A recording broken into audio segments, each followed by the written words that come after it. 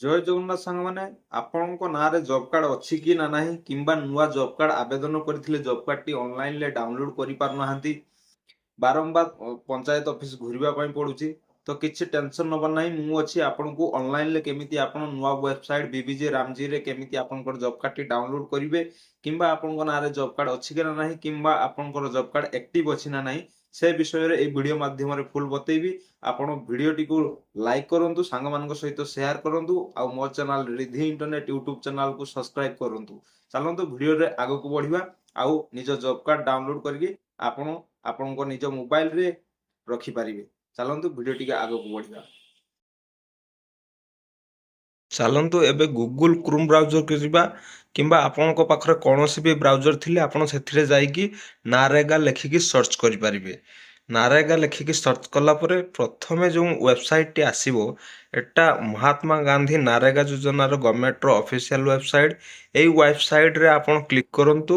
Click କଲା ପରେ ଆପଣଙ୍କୁ ନାରେଗାର ଆଉ ଗୋଟେ ନାରେଗା .DORD.gov.in ର ୱେବସାଇଟଟି ଖୋଲିବ। ଏଇଟା ଦେଖନ୍ତୁ ୱେବସାଇଟଟି ଖୋଲିଲା ପରେ ବିବି ରାମଜିର ଗୋଟେ ନୂଆ ୱେବସାଇଟ୍ ଆସୁଛି। ଆପଣ ଭିଜିଟ୍ ଟୁ ବିବି ରାମଜି ୱେବସାଇଟରେ କଣ୍ଟିନ୍ୟୁ କରନ୍ତୁ।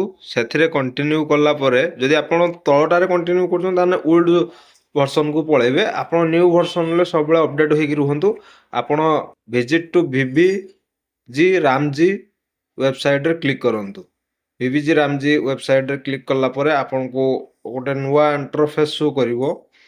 এই ଇଣ୍ଟରଫେସ୍ରେ ଦେଖନ୍ତୁ ଆପଣ ଏଠି ଗୋଟେ ଆନାଲିଟିକ୍ସ ଆଣ୍ଡ ରିପୋର୍ଟସ୍ ଲେଖାଯାଇଛି, ସେଇଟାକୁ ଯାଆନ୍ତୁ। ଦେଖନ୍ତୁ ଏଇ ଜାଗାରେ ଆନାଲିଟିକ୍ସ ଆଣ୍ଡ ରିପୋର୍ଟ ଲେଖାଯାଇଛି, ଏଠାରେ କ୍ଲିକ୍ କରନ୍ତୁ। ଏଠାରେ କ୍ଲିକ୍ କଲା ପରେ ଆପଣଙ୍କୁ ଦେଖନ୍ତୁ MIS ରିପୋର୍ଟ ଲେଖାଯାଇଛି। ଡ୍ୟାସବୋର୍ଡରେ କ୍ଲିକ୍ କଲା ପରେ MIS ରିପୋର୍ଟ ଲେଖାଯାଇଛି। ଆପଣ MIS ରିପୋର୍ଟରେ କ୍ଲିକ୍ କରନ୍ତୁ। MIS ରିପୋର୍ଟରେ କ୍ଲିକ୍ କଲା ପରେ ଆପଣଙ୍କୁ ଗୋଟେ ଅଙ୍କ ଦେବା ପାଇଁ ଦବ, ଯୋଉଥିରେ କି ଲେଖା ହେଇଛି, ମୋର ଲେଖା ହେଇଛି 26-4। ଆପଣ ଏହାକୁ ସଲ୍ଭ କରିକି ଏଠି ଲେଖନ୍ତୁ। ଆପଣଙ୍କୁ ଯୋଉ ବି ଅଙ୍କ ଦଉଛି ଆପଣଙ୍କୁ ପ୍ଲସ୍ ମାଇନସ୍ ଯାହା ବି କରିକି ଦଉଛି ଆପଣ ସେଟା ସଲ୍ଭ କରିକି ଏଠି ଲେଖିକି ଭେରିଫାଇ ଉପରେ କ୍ଲିକ୍ କରନ୍ତୁ।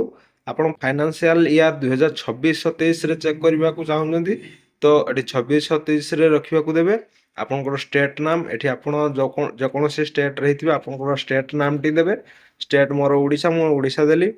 ତାପରେ ଏଠି ଦେଖନ୍ତୁ ଲେଖା ହେଇଛି ବେନିଫିସିଆରୀ ଡିଟେଲ୍ସ, ଏହାରି ଉପରେ କ୍ଲିକ୍ କରିବେ। ବେନିଫିସିଆରୀ ଡିଟେଲ୍ସ ଉପରେ କ୍ଲିକ୍ କଲା ପରେ ଆପଣଙ୍କୁ ଆଉ ଗୋଟେ ଅପସନ୍ ଶୋ କରିବ ଯୋଉଥିରେ କି ଆପଣ ଏଠି ଦେଖନ୍ତୁ ବେନିଫିସିଆରୀ ଡିଟେଲ୍ସ ଉପରେ କ୍ଲିକ୍ କଲା ପରେ ଆପଣଙ୍କୁ category wise house hold workers ଏଥିରେ କ୍ଲିକ୍ କରିବାର ଅଛି। Category wise house hold workers ଏଥିରେ କ୍ଲିକ୍ କଲା ପରେ ଆପଣଙ୍କୁ ଟୋଟାଲ ଓଡ଼ିଶାର ଲିଷ୍ଟଟି ଆପଣଙ୍କୁ ଶୋ କରିଦେବ।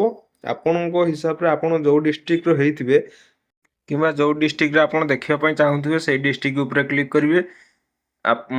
ମୁଁ ଯେହେତୁ ବାଲେଶ୍ୱର ଡିଷ୍ଟ୍ରିକ୍ଟରେ ଦେଖିବା ପାଇଁ ଚାହୁଁଛି ତ ବାଲେଶ୍ୱର ଡିଷ୍ଟ୍ରିକ୍ଟ ଉପରେ କ୍ଲିକ୍ କରୁଛି। ତାପରେ ଆପଣଙ୍କର ବ୍ଲକଟି ସିଲେକ୍ଟ କରିବେ, ଆପଣ କେଉଁ ବ୍ଲକରେ ଯାଉଛନ୍ତି ସେ ବ୍ଲକଟି ସିଲେକ୍ଟ କଲା ପରେ ଆପଣଙ୍କର ଜିପି ଗ୍ରାମ ପଞ୍ଚାୟତ ସିଲେକ୍ଟ କରିବେ। ଗ୍ରାମ ପଞ୍ଚାୟତ ଆପଣଙ୍କର ଯେଉଁ ଗ୍ରାମ ପଞ୍ଚାୟତରେ ଯାଉଥିବେ ସେ ଗ୍ରାମ ପଞ୍ଚାୟତଟି ସିଲେକ୍ଟ କଲା ପରେ ଆପଣଙ୍କୁ ଆପଣଙ୍କର ଟୋଟାଲ ଗ୍ରାମ ପଞ୍ଚାୟତର ଯେତେ ଜଣଙ୍କର ଜବ୍ କାର୍ଡ଼ ହେଇଛି ସବୁ ଡିଟେଲ୍ସ ଆପଣଙ୍କୁ ଶୋ କରିଦେବ।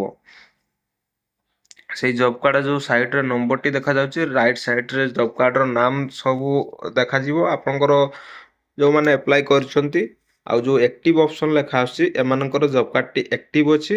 ଯେଉଁମାନଙ୍କର ଆକ୍ଟିଭ୍ ଅପସନ୍ ଲେଖା ଆସୁନାହିଁ ତାଙ୍କର ଜବ୍ କାର୍ଡ଼ଟି ଆକ୍ଟିଭ୍ ନାହିଁ। ଯଦି ତାଙ୍କର ଜବ୍ କାର୍ଡ଼ଟି ଡାଉନଲୋଡ୍ କେମିତି କରିବେ, ଯେଉଁ ଲେଫ୍ଟ ସାଇଡ଼୍ରେ ଯେଉଁ ନମ୍ବର ସଂଖ୍ୟା ଲେଖା ଆସୁଛି ତାପରେ କ୍ଲିକ୍ କରିଦିଅନ୍ତୁ। ତାପରେ କ୍ଲିକ୍ କଲା ପରେ ଆପଣ ଦେଖିପାରିବେ ଆପଣଙ୍କର ଜବ୍ କାର୍ଡ଼ଟି ଆପଣଙ୍କୁ ଶୋ କରିଦେବ।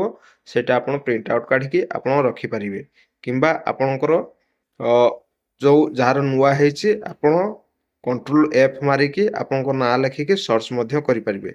ଚାଲନ୍ତୁ ଏ ଥିଲା ଆଜିର ଭିଡ଼ିଓ। ଭଲ ଲାଗିଲେ ଚ୍ୟାନେଲକୁ ଲାଇକ୍, କମେଣ୍ଟ ଆଣ୍ଡ ସେୟାର କରିକି ରଖନ୍ତୁ। ରହୁଛି, ଧନ୍ୟବାଦ।